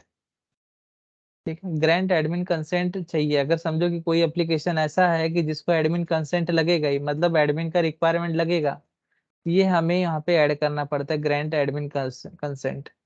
अगर जो इसके ऊपर काम किया रहेगा तो इसके अंदर जाएगा, नहीं तो ऊपर ऊपर से ही चला जाएगा वो। फिर आप लोग को तो ये मैंने बता दिया कि ये कैसा ऐप रजिस्ट्रेशन कैसा होता है। दूसरा होता दीपक है, भाई, बोलो। न्यूजेन का जो टेस्टिंग के लिए था, उसके लिए भी एपीआई का परमिशन दिया था ना? हाँ, वही तो चीजें बता रहा हूँ मैं ओके। डिस्क्लोज नहीं कर सकता ना यहाँ पे, इसीलिए मैं शांत हूँ उसके लिए। नहीं नहीं, मैंने देखा नहीं था ना अपलोड कैसा किया था। करेक्ट। तो उन्होंने यही किया था, जो है आपको अभी दिखा है ना ऐप रजिस्ट्रेशन करके, ऐसे ही किए थे। हम्म। अभी आप वहां पे देखोगे जो टिकटिंग सिस्टम है उनका, तो उसके लिए भी यही करना है, तो हमारी टीम वाले शायद नहीं कर रहे हैं। फिर एक ऑप्शन है यहाँ पे एंटरप्राइज एप्लीकेशन। एंटरप्राइज एप्लीकेशन आप लोग अगर बैंक का, अगर आप लोग एज ब्राउजर ओपन कर रहे होगे, ठीक है चंद्रेश, हाँ भाई। हेलो। हाँ, अगर आप बैंक का वेब ब्राउजर आप अगर ओपन कर रहे होगे ना, तो वहां पे हम्म। आपको कुछ अलग अलग एप्लीकेशंस दिखेंगे। माई एप्स में जब आप क्लिक करोगे, तो बहुत हम्म। सारे एप्लीकेशंस दिखेंगे। तो उसके ऊपर right। आपको ऐसा क्लिक करोगे ना, तो ऑटोमेटिक ओपन हो जाएगा आपका एप्लीकेशन। अभी अगर मुझे समझो कि न्यू एप्लीकेशन क्रिएट करना है, न्यू एप्लीकेशन पे मैं क्रिएट करता हूँ कोई भी अपना, कोई भी एक एप्लीकेशन, जिससे हम लोग बोलते हैं ना सिंगल साइन ऑन कराना है मुझे। आप लोग को बता रहा हूँ, एक सिंगल साइन ऑन आजकल बहुत ज्यादा इंडस्ट्री में बूम है। और अगर समझो कि जिसको एसएसओ आता है, सिर्फ एसएसओ, सिंगल साइन ऑन, उसकी हम्म। सैलरी आज के टाइम में 15 लाख 20 लाख सैलरी है, सिर्फ SSO, single sign on. Single sign on में आपको एडीएफएस भी आना चाहिए। जो पहले ऑन प्रीमाइसेस से सिंगल साइन ऑन होता था, अभी सबका सब उठ के एजर के ऊपर आ रहा है। एजर के ऊपर भी सिंगल साइन ऑन फिर कैसा होता है, फिर वो कैसे मैकेनिज्म में वर्क करता है, बैकएंड में कैसे काम करता है। मेरे को खुद एक आया था, लेकिन मैं कैपेबल ही नहीं था उसके लिए। मैं बोला कि सर उतना एडवांस लेवल पे नहीं आ रहा, क्योंकि वो जब पेमेंट दे रहा, बोल रहा कि मैं 12 लाख रुपए दे रहा हूँ, तो मेरे पास उतनी नॉलेज नहीं ना 12 लाख की। अगर कम कहीं फंस गया तो फिर प्रॉब्लम, फिर कहाँ से। तो मेरे पास उतनी नॉलेज नहीं, लेकिन उसके लिए वो बोल रहा था कि 6 साल सिर्फ एसएसओ में काम किया हुआ बंदा चाहिए। समझो कि मुझे अभी आप लोग का जो है कि ये गूगल है, अगर आप गूगल जो है अपना जीमेल समझो कि आपने ओपन किया, जीमेल ओपन के बाद वहां पे एक मैप का ऑप्शन होता है, गूगल ड्राइव ओपन होता है, फॉर्म्स ओपन होता है। ये सब ऐसे अलग अलग कैसे ओपन होते हैं? सबका अलग अलग फंक्शनैलिटी है, सबका अलग अलग लिंक है। अगर समझो कि आप ये माइक्रोसॉफ्ट का ही पकड़ लो, यहाँ पे ऐप लॉन्चर पे अगर आप क्लिक करते हो, तो ये सब चीजें जो है कि अलग अलग सब डोमेन पे क्रिएट हुई है। मतलब इसका यूआरएल अलग है, इसका यूआरएल अलग है, सबका अलग अलग है, करेक्ट। लेकिन जैसे मैं हम्म। आउटलुक को क्लिक कर रहा हूँ, फिर इसके बाद मुझे वन ड्राइव पे क्लिक करना है, तो यहाँ पे ऑथेंटिकेशन मुझे नहीं पूछता है, ये इसके बेस पे ही उठा लेता है इसको। ठीक है, तो ये दूसरे एक दूसरे के जो है कि लिंक में है, मतलब इसमें पासवर्ड की रिक्वायरमेंट नहीं है, क्योंकि एक ही पासवर्ड से सब जगह काम चल जा रहा है। तो सेम वही है अपना, जब हम लोग एसएसओ करते हैं, सिंगल साइन ऑन करते हैं, तो उसमें भी वही है। The Azure AD app gallery is catalog of thousands of apps that make it easy to deploy and configure single sign on SSO and automate user provisioning। ठीक है, यूजर प्रोविजनिंग आपने समझ लिया कि अभी क्या है user provisioning. When deploying an app from app gallery, you leverage क्या है इसके अंदर, pre-built template to connect your user more securely to their apps। कुछ कुछ ऐसे है ना कि अभी देखो यहाँ पे जो बड़े बड़े लोग हैं, यहाँ पे AWS है, गूगल क्लाउड है, ओरेकल है, SAP है, ये बहुत बड़ी बड़ी प्लेट मार्केट में जो है कि इंडस्ट्री है। तो इन लोग को जो है कि बाय डिफॉल्ट देखो माइक्रोसॉफ्ट एजोर ने बाय डिफॉल्ट इन लोग को अपने पास रखा ही है। अगर आप गूगल के पास जाओगे तो ये सब का भी वो डिटेल रखा रहेगा। इसके बाद आप देखोगे तो यहाँ पे देखो एटलासियन क्लाउड है, फिर AWS है, ये सब जो चीजें सिस्को एनी कनेक्ट है, ये सब अलग अलग प्रोडक्ट है। अभी समझो कि मुझे जो यहाँ पे सैमल बेस, ठीक है, secure access markup language, SAML का मीनिंग है। अभी एडोब आइडेंटिटी मैनेजमेंट है, अगर समझो कि इसी का मुझे एक्सेस करना है, या फिर जो एटलासियन क्लाउड है ये पोर्टल को एक्सेस करना है, अगर जब मैं इसको पोर्टल को एक्सेस करने जाऊंगा तो इसका लिंक अलग होता है, तो वहां पे मुझे यूजर आईडी और पासवर्ड डालना पड़ता है, ठीक है। तो वो नहीं करना चाहिए, तो इसके लिए मैं जो है कि एक एप्लीकेशन जब रजिस्टर करूंगा, समझो कि मैं इसी को रजिस्टर करता हूँ, क्लिक करता हूँ, ठीक है। अगर मेरा नेटिव एप्लीकेशन है तो मैं यहाँ पे जो है कि plus create your own application पे क्लिक करके वहाँ पे एक बंदे का नाम दे दूंगा, समझो कि test1 करके डाल दिया मैंने, यहाँ पे मैंने कर दिया। और फिर इसके बाद integrated any other application you don't find in the gallery, मेरा जो इन हाउस प्रोडक्शन एप्लीकेशन है या फिर किसी और ने प्रोड्यूस किया है, या फिर कोई और सर्विस प्रोवाइडर है, समझो कि TCS है, उसने कोई एक एप्लीकेशन ऐसा डेवलप किया कि जो पूरा जो है कि फेमस अभी तक नहीं है, लेकिन काम उससे हो रहा है कंपनी का, तो वो TCS वाला अपने पास आता है, बैंक के पास आता है, बोलता है कि भाई आप ये मेरा एप्लीकेशन ले लो, इससे काम आपका हो रहा है, और उसके अंदर मैं आपको SSO single sign on feature enable करके दूंगा, ठीक है। लेकिन वो एप्लीकेशन माइक्रोसॉफ्ट का जो ये गैलरी है, ये जो पूरा गैलरी है इसके अंदर वो शो नहीं कर रहा है।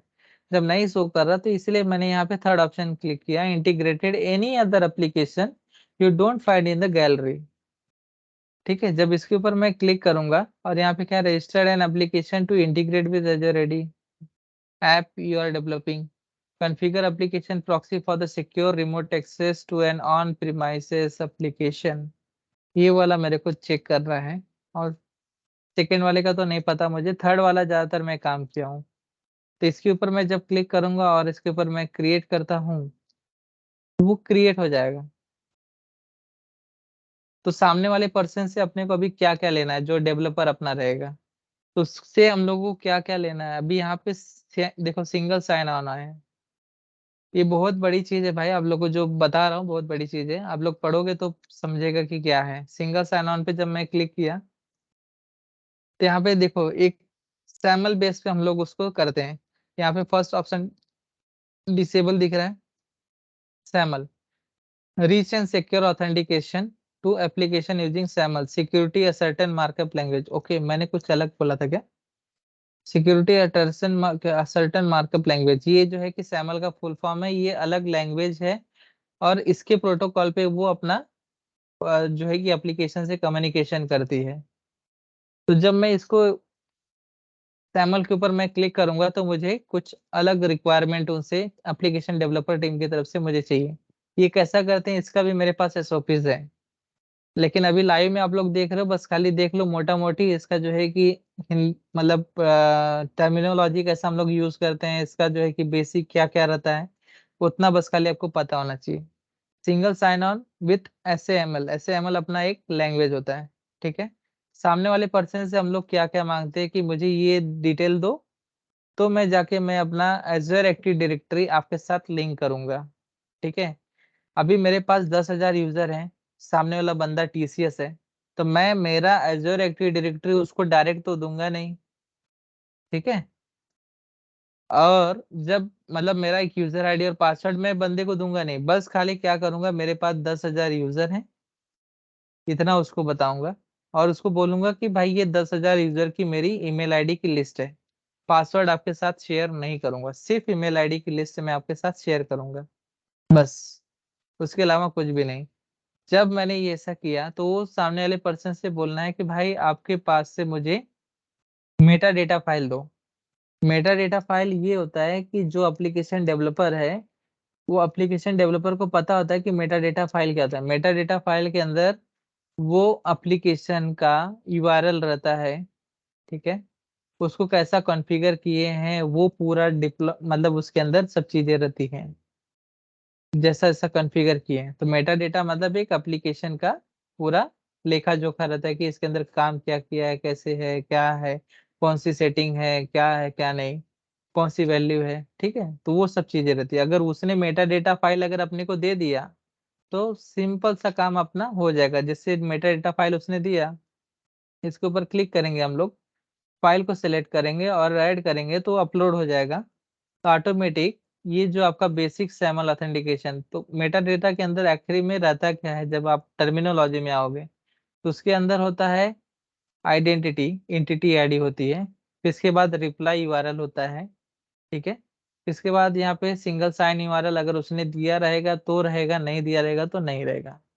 अभी जो आइडेंटिफायर है यहाँ पे मेरा कुछ दिखा रहा हूँ मेरे पास, यहाँ पे जो है एट्रीब्यूट क्लेम, ये जो है कि सेट रहता है ऑटोमेटिक। यहाँ पे ये जो है लॉगिन यूआरएल ये मेरा है, मैं जो प्रोवाइड कर रहा हूँ। मैं समझो कि एक बैंक हूँ तो ये मेरा लॉगिन यूआरएल है। ये एज्योर आइडेंटिफायर है, मतलब मेरे यहाँ पे जो यूजर आईडी है और पासवर्ड सब क्रिएटेड है, ये सब चीज मेरे यहाँ पे है। तो ये बस खाली ये चीज लेकर वो अपने पास काम करेगा। और उसके बाद लॉग आउट यूआरएल ले, ये सिर्फ 3 चीजें मैं उसको दूंगा और एक सर्टिफिकेट दे दूंगा। यहाँ पे एक क्रिएट होता है, देखो यहाँ पे एक सर्टिफिकेट और एक फेडरेशन मेटाडेटा एक्सएमएल फाइल, ये 2 चीज। और फिर इसके बाद यहाँ पे ये जो तीनों चीज है मैंने डेवलपर को दूंगा। और यहाँ पे आइडेंटिटी फायर यूआरएल क्या आएगा कि जो सामने वाला एप्लीकेशन दे रहा है वो एप्लीकेशन का लिंक रहेगा। रिप्लाई यूआरएल ऐसा है कि अगर मैं ये रिप्लाई यूआरएल अभी आइडेंटिटी फायर देखो क्या होता है कि यूनिक यूनिक चीज, मतलब क्लाउड में एक यूनिक चीज रहनी चाहिए। अभी समझो कि मेरा नाम दीपक है तो क्लाउड में दीपक नाम का बंदा कोई भी नहीं रहना चाहिए, सिर्फ दीपक है तो दीपक ही रहेगा। तो यहाँ पे वो लोग आइडेंटिटी फायर, कभी कभी उन लोग को अगर नाम नहीं मिलता है तो वो लोग अपना एक यूआरएल डाल देते हैं, तो यूआरएल तो कोई सेम रखेगा नहीं। करेक्ट। दीपक भाई, हाँ एक एग्जांपल के तौर पे मैं एक थोड़ा सा चीज बताऊं क्या बोलो। आइडेंटिफायर के बारे में? हाँ एक न्यू टैब ओपन करो ना, सिर्फ बोलो। जो ओईएम ने बताया था, कुछ भी डाल दो, व्हाट्सएप डाल दो और आगे गूगल प्ले डाल दो।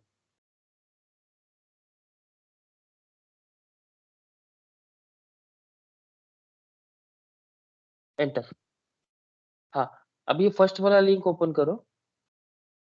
ओके, अभी इसके यूआरएल के अंदर देखो एक दिख रहा है लास्ट में क्वेश्चन मार्क है, क्वेश्चन मार्क के बाद ID is equal to com dot WhatsApp and GL is equal to US, बराबर? Correct correct. तो कॉम से लेके जीएल ये उसका यूनिक आईडी हो गया इस ऐप के लिए। ओके वैसे हम व्हाट्सएप की जगह पे अभी कुछ दूसरा डालेंगे ना, फेसबुक, तो ये आईडी दिखेगा। अभी और एक न्यू टैब खोलो, व्हाट्सएप की जगह पे कुछ दूसरा डाल दो।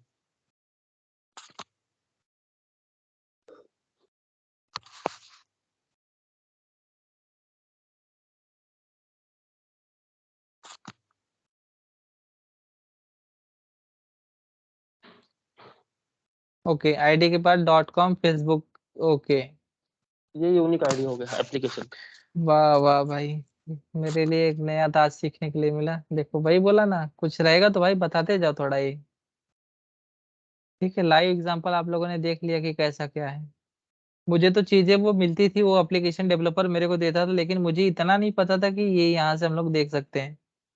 ठीक है, मतलब वो सब जब चीजें करेंगे तभी यहाँ पे मालूम पड़ेगा कि कैसा आता है। तो ठीक है, तो ये आपको आईडी, एक आइडेंटिटी फायर हो गया। ठीक है, यहाँ पे आप लोग किधर गए थे हम लोग। एंटिटी आईडी जो है कि सामने वाला पर्सन देता है, या तो वैसा यूआरएल में देगा या तो आपको नाम करके देगा। ठीक है, नेम जो भी है। और रिप्लाई यूआरएल मतलब अभी समझो कि ये वाला जो यूआरएल था वही यूआरएल उठा के अपने को दे देगा। और देने के बाद जैसे हम लोग रजिस्टर कर देंगे, और करने के बाद फिर हम लोग उसको सर्टिफिकेट दे देंगे, और फिर इसके बाद हम लोग ये सब चीजें देंगे। हम लोग आईडी प्रोवाइडर, मतलब हम लोग जो है कि एज्योर आइडेंटिटी प्रोवाइडर हम लोग हैं, और सामने वाला पर्सन जो अपने को एप्लीकेशन दे रहा है वो सर्विस प्रोवाइडर है। ठीक है, तो ऐसा सब चीजें हैं, और जैसे हम लोग कर लेंगे और यहाँ पे यूजर को हम लोग ऐड कर देंगे कि भाई इतनी यूजर को सिर्फ रिक्वायर्ड है। समझो कि आपने 10,000 लोगों को दे दिया, लेकिन एप्लीकेशन आप लोगों ने लिया है सिर्फ 1,000 लोगों के लिए।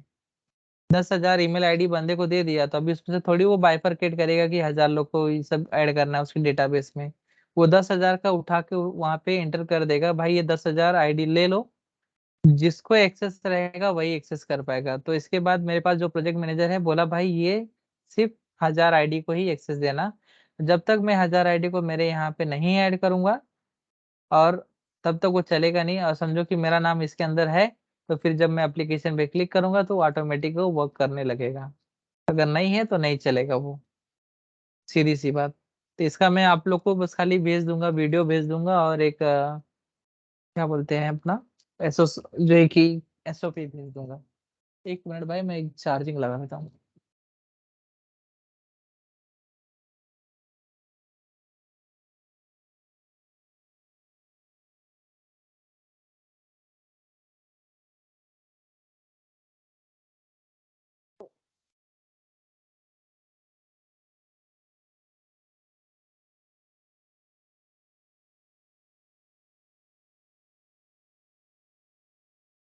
हेलो,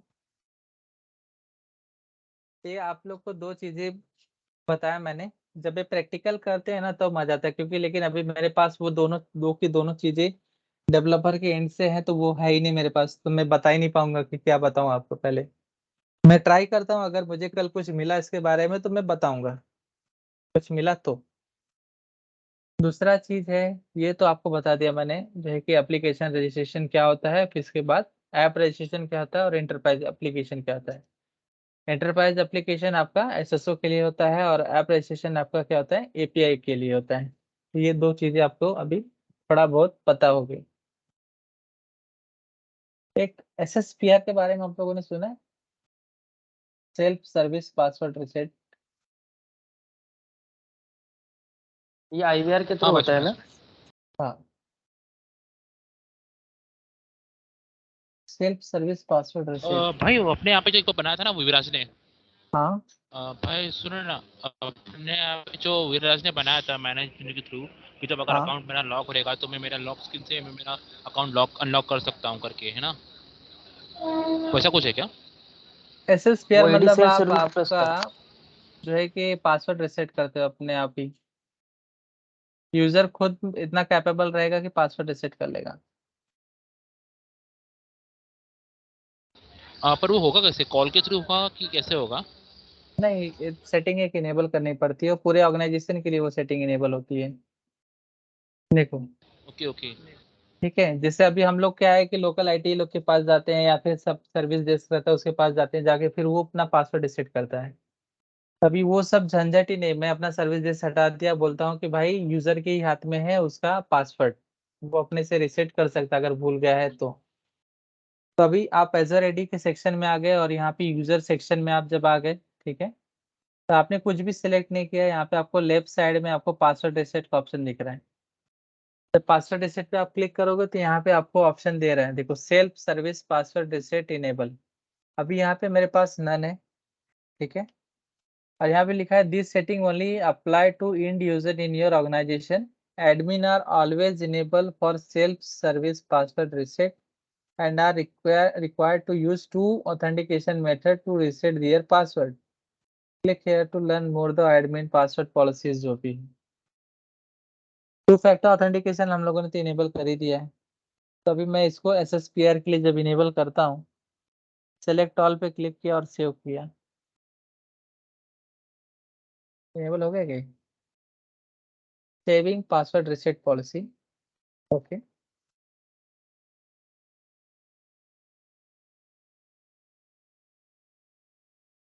ठीक है, ये इनेबल हो गया। अभी समझो कि मेरा पासवर्ड एक रिसेट करना है।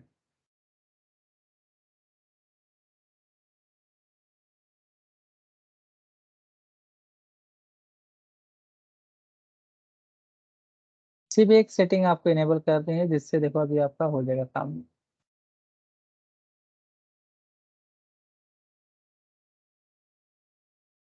आपने इंटर किया, समझो कि पासवर्ड आपको पता नहीं, ठीक है, फॉरगेट माय पासवर्ड।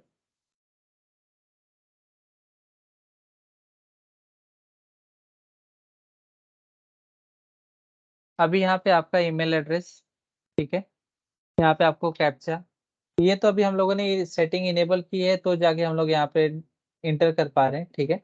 दूसरे में मैंने सेटिंग इनेबल नहीं की, वहां पे भी देखते हैं कि क्या होता है, या फिर इसको डिसेबल करके देखते हैं कि सेम वर्क हो रहा है कि नहीं। मैंने कैप्चा एंटर किया, इसके बाद यहाँ पे बोल रहा है टेक्स्ट मोबाइल पे जो है कि अपने को मैसेज भेजेगा वो।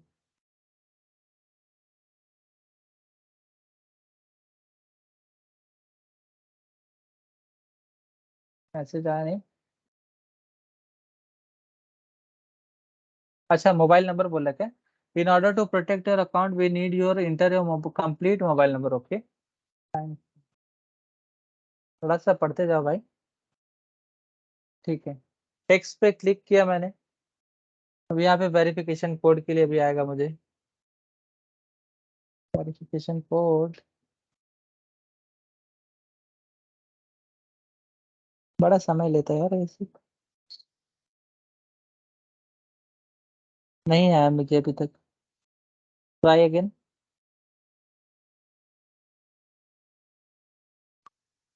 ओह, अभी आया। मतलब 2 बार करनी पड़ती है। 86452 और नेक्स्ट। अभी यहाँ पे न्यू पासवर्ड आपको एंटर करने के लिए बोल रहे हैं। चलो, भाई ये जो न्यू पासवर्ड कंफर्म पासवर्ड पूछ रहा है ये, तो ये हाँ, रीसेट होने के बाद तो उसमें ऑप्शन आता है ना हमारे ईडी पे, user must change password on the next login करके, वैसे आएगा कि परमानेंट चेंज हो जाएगा ये? ये तो परमानेंट चेंज हो जाएगा ना, मैंने तो पहले वाला तो किया ही। ये तो नया पासवर्ड यूजर क्रिएट कर रहा है ना, ये यूजर यूजर जो है कि रिसेट कर रहा है, एडमिन नहीं, किसी ओके ने ओके, पासवर्ड रिसेट करके मतलब नहीं दिया उसको है ना उसका। वो ऑप्शन नहीं आएगा ना कि? ओके हाँ, ओके उसको ओके। ये यूजर कर रहा है, यूजर को कोई अभी ऑप्शन नहीं आएगा कि भाई तो अपना फिर से चेंज कर। अब ऑटो यहाँ पे मैंने, जनरेटेड पासवर्ड को रहता है वो चेंज करने के हाँ, लिए। करेक्ट। अब यहाँ पे वो ईमेल आईडी पासवर्ड नेक्स्ट, फिर और से भाई अगर ये तो ऑथेंटिक। चलो क्लाउड पे हो गया हमारा पूरा, हमने क्लाउड पे यूजर बनाया, सब कुछ क्लाउड पे चल रहा है। अगर किसी का हाँ, हाइब्रिड ऑर्गेनाइजेशन रहेगा तो उसका जो तो अपना यूजर का डेटा वेटा सब कुछ अपने ऑन प्रेमाइसेस है और बाकी जब सब एडी कुछ उसने अपन क्लाउड पे देखेंगे रखा ना, हुआ है। एज एडी देखेंगे ना, तो वहां पे अपने हम्म, को क्लियर हो जाएगा। ओके। ये देखा आपने क्या क्या उसने किया? सब रिसेट जब कर मैंने, डाला। हाँ, जब मैंने SSPR इनेबल किया तो उसने 2 फैक्टर ऑथेंटिकेशन के लिए गया वो, ठीक है। ओके तो वहाँ पे ओके, हाँ तो हाँ। ये मतलब मोर सिक्योर हो गया ना फिर अब। हम्म।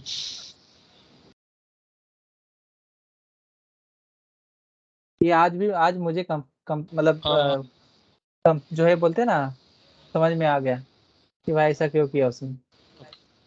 भाई एक और डाउट था कि चलो हाँ, अगर ठीक है अगर मेरा आईडी और पासवर्ड मुझे पता है वो मेरे किसी दूसरे बंदे को मालूम पड़ गया वो, और उसने ना फॉरगॉट पासवर्ड पे क्लिक करके अगर वो हम्म। ट्राई करना चाहेगा चेंज करने को तो मेरे अलावा तो कर पाएगा वो? मोबाइल तो आपके पास ही है ना? हम्म। मैसेज, तो उस पर ऑथेंटिकेशन आएगा ना? हाँ, ऑथेंटिकेशन है, फिर इसके बाद ये मैसेज, टेक्स्ट मैसेज भी आपके मोबाइल पे ही आएगा। Okay okay okay. पासवर्ड पता रहने दो, लेकिन टेक्स्ट मैसेज तो आ रहा है ना। अरे मुझे भी मैसेज नहीं आया, फिर से रिसेंड करता हूँ। माइक्रोसॉफ्ट को फोर्स करना पड़ रहा है। 571353। भाई अभी इनका प्लान लीव चालू है ना सबका, विंटर, तो सब स्लो हो गया है। देखो, SMS वेरीफाई हो गया। Next. Default sign in method phone ही आपका रख दिया उसने।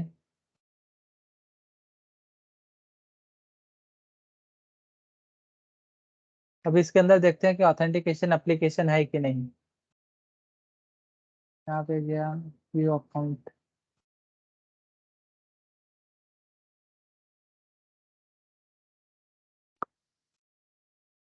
SSPR जो है ना, हर ऑर्गेनाइजेशन में करना चाहिए, लेकिन बहुत से लोग नहीं किए हैं, बहुत से लोग कर भी लिए हैं। मेरे ऑर्गेनाइजेशन में तो मैं तो इनेबल ही कर दिया SSPR।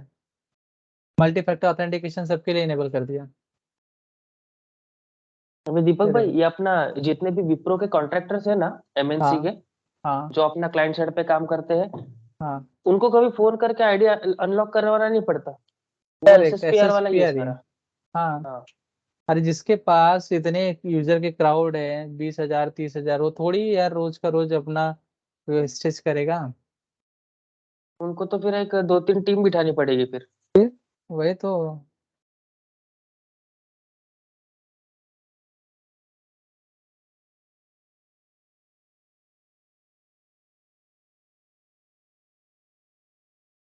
उसने माइक्रोसॉफ्ट ऑथेंटिकेटर रिसेट कर दिया।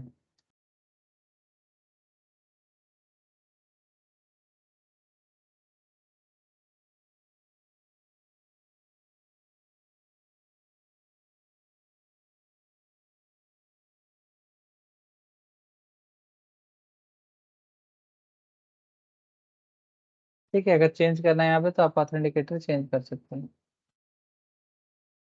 देखो यहाँ पे चंद्र साहब बोले थे ना, हार्डवेयर टोकन। हाँ, अब इसको मैं क्लिक करता हूँ, अगर मैं कंफर्म, लेकिन कुछ है ही नहीं अपने पास, तो कहाँ से करने देगा वो। देखो एक बार क्या आता है ऑप्शन। देखते चलो। कहाँ गया भाई वो, है ना। इसको ऐड ऐसे कहाँ, रहने दो, न्यू टैब में एक बार चेक करो। ऑथेंटिकेटर ऐप और ईमेल दो ही चीजें हैं, लेकिन तो ईमेल में कौन से ईमेल आईडी पे जाएगा?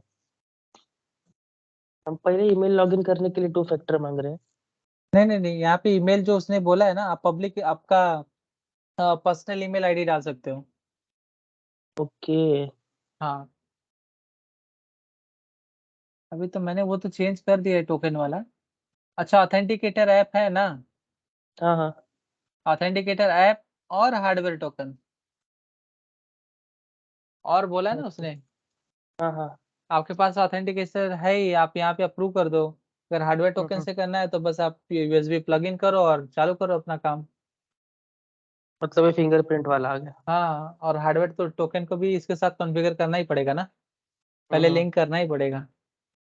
तो फिर उसके लिए वो एक अलग से एप्लीकेशन डालना पड़ेगा, हाँ, तो वो जो लेंदी हो जाएगा प्रोसेस। ये नहीं, जो आपका हार्डवेयर टोकन वाला है ना, उसके हम्म सिस्टम पे अपने को लॉगिन करना पड़ेगा पहले, और वहां पे हम्म जाके अपना जो ग्लोबल एडमिन का यूजर आईडी और पासवर्ड डालना पड़ेगा, फिर हम्म। जाके चालू हो जाएगा वो।